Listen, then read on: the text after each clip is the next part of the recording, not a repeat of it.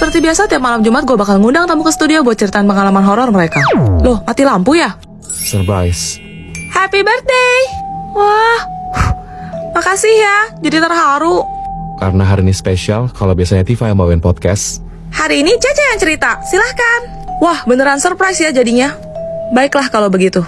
Kejadian ini adalah kisah nyata yang aku alami sendiri waktu aku berulang tahun yang keempat. Ih, masih imut kemasan sachet. ini genre horor yang serius dong. Syanda, bersyanda. Oke, lanjut. Aku inget ulang tahun aku dirayain di mall gitu. Terus ada anak cewek pakai gaun biru, rambutnya sebahu, poninya rata, cantik kayak boneka. Aku ajak suster aku buat pergi ke semacam playground gitu. Di sana kita main bareng. Aku suka banget naik komen diputar. Jadi kita berdua duduk di wahana itu. Aku juga minta suster aku fotoin kita pakai kodak mama. Terus, 10 tahun berlalu. umur 14 ya berarti. Iya, aku lagi beres-beres karena mau pindah rumah. Di gudang, aku gak sengaja nemu album foto lama. Pas aku buka, aku kaget banget. Kenapa? Ternyata, di foto yang diambil dulu, aku cuma duduk sendirian, sambil senyum ke arah kiri, yang jelas-jelas kosong. Aku tanyalah ke mamaku, aku cerita juga tentang anak kecil bergaun biru. Setelah dengar, muka mamaku langsung berubah pucat. Karena ciri-cirinya mirip banget sama anak tetanggaku yang meninggal sehari tepat sebelum hari ulang tahunku. Dan katanya dia memang berjanji untuk datang merayakan pesta ulang tahun bersamaku. Hah? Jadi dia itu bukan manusia? Selamat ulang tahun, temanku. Di dalam sini ada cek 100 juta. Saya akan kasih ini ke kamu, asalkan kamu mau jadi pacar anak saya. Aku gak salah dengar kan? Dengan ini aku bisa... Kalau kamu tidak bisa melunasi hutang kamu, dengan sangat terpaksa, rumah kamu akan kami sita. Berapa lama? Sebulan. Deal. Deal. Makasih. Kita mau kemana? Gak tahu. Dulu kamu sama pacar kamu? Aku baru pertama kali pacaran. Bisa dibilang, kamu itu cinta pertama aku. Perasaannya begitu tulus, tapi aku menerimanya karena imbalan uang. Buat kamu. Dia baik banget. Ayo, ayo. Lucu banget. Yuk. Selamat datang. Ini bagus banget. Pilihan yang tepat sekali. Ini adalah cincin cinta abadi. Harganya 700 juta. Hah? Tolong bungkuskan. Gak usah, gak usah. Kenapa?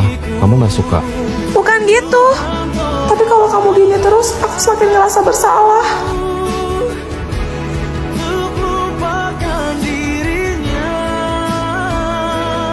Kamu pasti cantik kalau pakai itu. Gaun pengantin. Aku bisa tambahin uangnya selama kamu mau turutin kemauan aku. Ternyata dia tahu. Snow, kenapa kamu baik banget sama aku? Karena aku sudah lama menyukaimu. Fotoin dong. Geser dikit. Wah, kalian pasangan yang serasi banget. Lihat sini. Maaf Bu, ini saya balikin uangnya. Saya nggak bisa jalanin hubungan palsu gini lagi. Saya beneran cinta sama Snow. Gak perlu, nak. Maksudnya, Snow udah pergi. pergi kemana? Ma, umurku sisa sebulan lagi. Boleh gak mama wujudin keinginan terakhir aku? Apapun, nak. Apapun. Aku mau menghabiskan sisa waktu aku sama cinta pertama aku, Ma.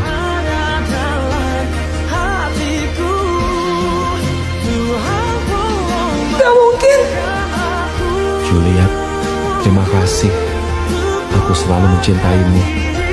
Semoga kita bisa bersama di kehidupan yang lain. Ku ingin nikahi kamu ya, jadikan kau istriku. Ku ingin kau jadi ibu dari anak-anakku. Sebut namamu di layarmu dan semua wali kan berkata sah. Ini gila tapi ku mau halalkanmu. Axel. Kenapa Om? Saya kan cuma ikutin Om. Persis kayak waktu Om masih SMA dulu. Dari mana dia? Mana lihat? Juliet, Ya. Ini gila tapi ku mau. Ku ingin nikahi kamu ya, jadikan kau istriku. Ku ingin kau jadi ibu dari anak anakku. Sebut namamu, binti ayahmu, dan semua wali kan berkata sah. Ini gila tapi ku mau halalkanmu. Mau nggak jadi istri aku? Nggak mau ah. Juliet, Ih, papa so sweet banget. Walau ditolak ya, Om. hoho anak muda, kau tidak tahu apa-apa Ferguson. Kayaknya gue ada harapan deh. Padahal gue sayang banget sama dia. Snow, aku baru belajar main gitar. Jangan diketawain ya. Juliet, Ini gila tapi ku mau. Ku ingin nikahi kamu, jadikan ku istrimu. Ku ingin kau jadi ayah dari anak-anakku. Sebut namaku, binti ayahku, dan semua wali kan berkata sah. Ini gila tapi ku mau dihalalkanmu. Ini gila tapi ku mau halalkanmu. Males banget deh, malam minggu tuh biasanya Mimin nongkrong di warung kopi sama cowok-cowok, malah kerja kelompok bareng cewek-cewek. Hah, kalau bukan karena anggota kelompok yang dipilih sama bu guru, gue juga ogah. Kalian mau dengar cerita terowongan Casablanca? Boleh, apa cuma Mimi ya satu-satunya cewek yang suka cerita horor? Ya nggak heran sih, lo kan siluman ubur-ubur, sebangsa lah sama setan. Enak aja. Terowongan Casablanca dibangun pada tahun 1991 dan selesai pada tahun 1993. Terowongan ini dibangun di atas lahan kuburan TPU Menteng Pulo. Hah? Bejir, belum apa-apa udah serem aja. Konon katanya, dulu ada seorang gadis yang diperkaos ramai-ramai hingga menghembuskan nafas terakhirnya. Kemudian jasadnya dibuang begitu saja di area yang sekarang kini telah menjadi terowongan Casablanca. Ih, Mimin takut. Lo lebih nakutin sih. Ditambah lagi beberapa tahun kemudian, seorang pria mengakhiri hidupnya di terowongan ini dengan mengikat lehernya menggunakan spanduk. Ih, merinding Mimin tuh. Ih. Diam!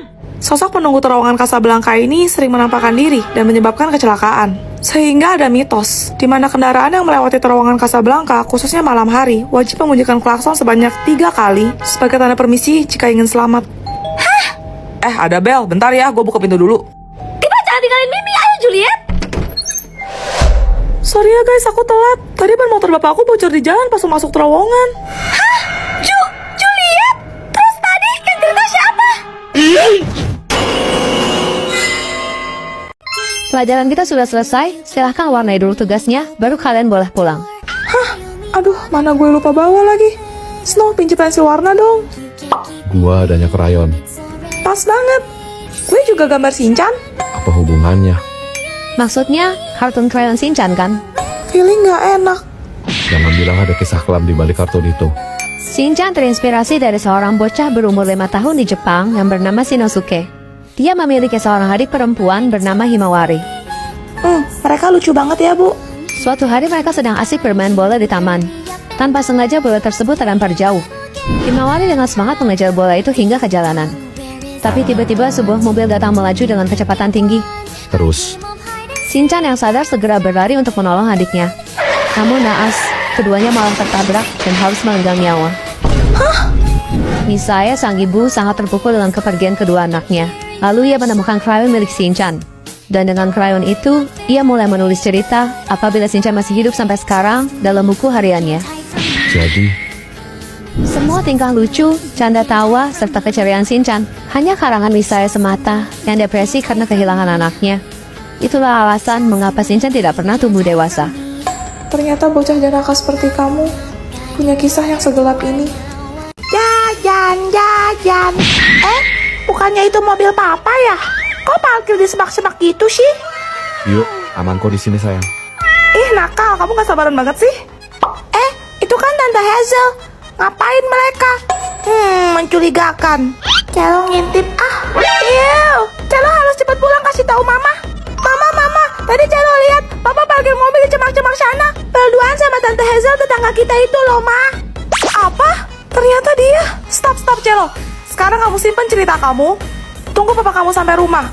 Baru kamu sambung cerita kamu tadi. Oke? Siap, Mama. Papa pulang. Celo, tadi kamu lihat apa waktu kamu jajan ke warung, nak?